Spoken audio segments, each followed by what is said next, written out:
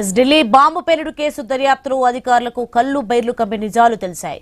ముజామిల్ అహ్మద్ గని, అదిల్ అహ్మద్ రాదర్, షాహీన్ విచారణలో సంచలన విషయాలు బయటకొచ్చాయి. ఆ రోజు డజనుకు పైగా ప్రాణాలు బలిగొన్న ఆ పాడుబుద్ధి అందరితో ఆగలేదు. మనం నిత్యం వెళ్లే గ్లోబల్ కాఫీ సెంటర్లను కూడా రక్తసిక్తం చేయాలని వారు ప్లాన్ వేశారు.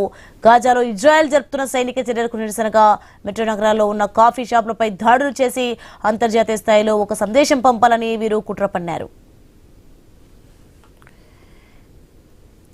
ఇక విచారణలో ఉగ్రవాదులు ఆసక్తికర విషయాన్ని వెల్లడించారు. ఎర్రకోట వద్ద ఆత్మాహుతి దాడికి పాల్పడి మరణించిన ఉమర్ ఉన్ నబీకి ఆ ముగ్గురు డాక్టర్లకు మధ్య లక్ష్యాల ఎంపికలో విభేదాలు వచ్చాయి. ఉమర్ కేవలం జమ్మూ కాశ్మీర్లోని భద్రతా దళాలను లక్ష్యంగా చేసుకోవాలని పట్టుబడ్డాడు. ఈ వైట్ కలర్ వైద్యులు మాత్రం ఢిల్లీ వంటి నగరాల్లోని అంతర్జాతీయ సంస్థలపై దాడులు చేస్తేనే ప్రపంచం దృష్టిని ఆకర్షించవచ్చని భావించారు.